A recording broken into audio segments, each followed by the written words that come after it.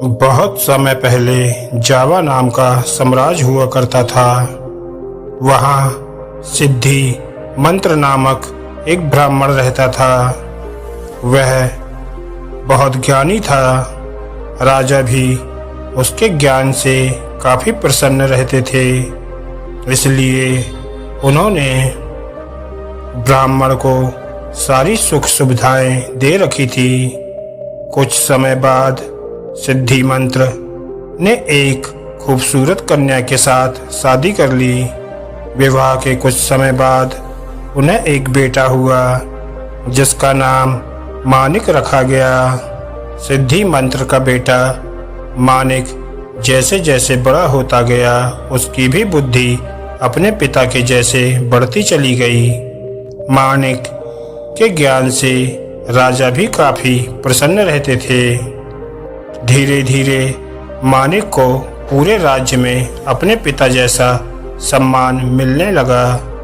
इतनी अच्छाइयाँ होने के साथ साथ मानिक की एक बुरी आदत थी। वह दिन रात जुआ खेलता था। इस खेल में वह ऊंची बोली लगाने के बावजूद भी हार जाता था। धीरे धीरे करके उसने अपने माता पिता की सारी संपत्ति जुए में बर्बाद कर दी। यही नहीं, इस खेल के चलते उसने कई गांव वालों से भी उधार लेना शुरू कर दिया। यह सब देखकर उसके माता पिता काफी दुखी रहते थे। लाख कोशिशों के बाद भी वे अपने बेटे को इस गंदी आदत से नहीं छुड़ा पाए। एक दिन गांव के लोगों ने मानिक से अपने उधार चुकाने के लिए कहा। मानिक तुरंत अपने पिता के पास पहुंचा और कहा, पिताजी मेरी मदद कीजिए। आप तो इतने ज्ञानी हैं, कृपया करके मुझे कुछ रास्ता बताइए। सिद्धि मंत्रा से अपने बेटे का दुख देखा नहीं जा रहा था। वह अपने पुत्र को दुखी देख बहुत व्याकुल हो रहा था। एक दिन ब्राह्मण सिद्धि मंत्रा ने तय किया कि वह आसपास के गांव में भी जाकर पूजा पाठ कराएंगे और अपने बेटे के उधार को चुकाने की कोशिश करेंगे। हालांकि सिद्धि मंत्रा के मन में यह चिंता हमेशा रहती थी कि पूजा पाठ करके बेटे के उधार के सारे पैसे उतार पाना मुनासिब नहीं है। एक दिन यही सब सोचते सोचते सिद्धि मंत्रा को नींद आ गई।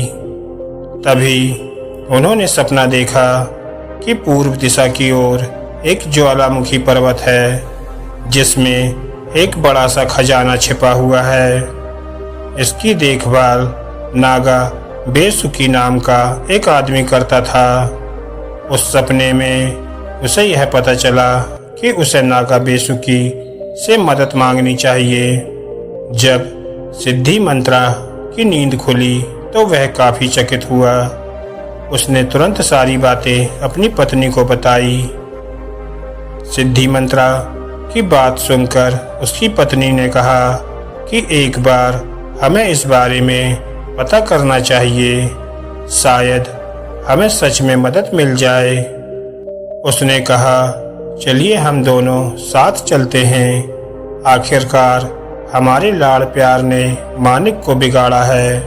सिद्धि मंत्रा अपनी पत्नी की बात से राजी हो गया। अगली सुबह दोनों उस पर्वत की ओर जाने के लिए निकल पड़े।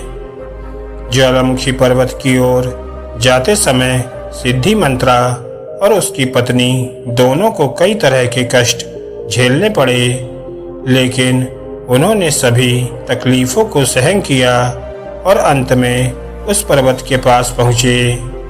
वहाँ पहुँचकर ब्राह्मण ने मंत्र पढ़ते हुए घंटी बजानी शुरू कर दी।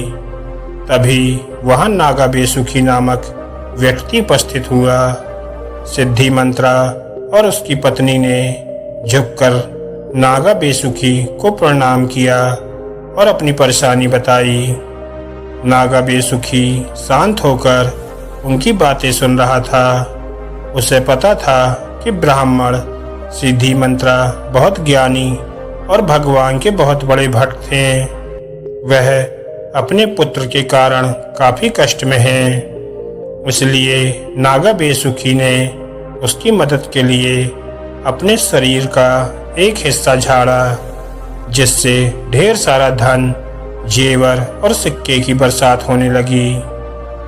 इसके बाद नागा बेसुखी ने सिद्धि मंत्रा से कहा, हे ब्राह्मण, आप अपनी जरूरत के हिसाब से धन ले जाइए। इतना कहते ही नागा बेसुखी वहां से गायब हो गए। इसके बाद सिद्धि मंत्रा और उसकी पत्नी ने अपनी जरूरत के हिसाब से धन बटोरा और नागा बेसुखी को धन्यवाद कहकर वहां से चले गए। इधर अपने घर पर माता पिता को ना पाकर मानिक बहुत चिंतित हो रहा था। दरअसल आधी रात को कभी भी उसके माता पिता घर से बाहर नहीं जाते थे। उसे डर था कि उसके माता पिता उसके कारण किसी मुसीबत में ना फंस गए हों, क्योंकि उन्होंने उसे वचन दिया था कि जब तक वे उसके उधार चुकाने के लिए कोई व्यवस्था ना कर लें, वह घर नहीं लौटेंगे। तभी अचानक दरवाजे पर खटखट की आवाज सुनाई दी। मानिक दौड़कर दरवाजा खोलने पहुंचा।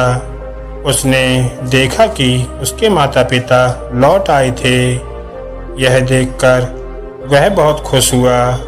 उसने तुरंत उनसे पूछा कि वे कहाँ गए थे, लेकिन उन्होंने मानिक के प्रश्न को टाल दिया और उससे दूसरी बातें करने लगे। अगली सुबह उन्होंने मानिक को ढेर सारा धन दिया और कर्ज चुकाने के लिए कहा। अपने माता पिता के पास इतना सारा धन देखकर मानिक को काफी आश्चर्य हुआ।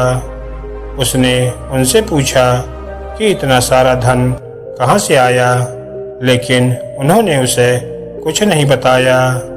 अंत में मानिक को अपनी गलती का एहसास हुआ और उसने अपने माता पिता से माफ़ी मांगी और उन्हें वचन दिया कि वह अब दोबारा ऐसी गलती नहीं करेगा। इसके साथ ही वह अपने माता पिता के साथ पूजा पाठ में जुट जाएगा।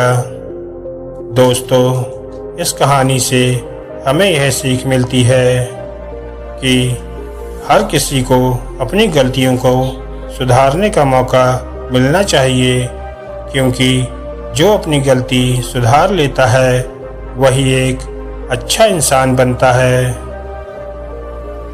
धन्यवाद दोस्तों।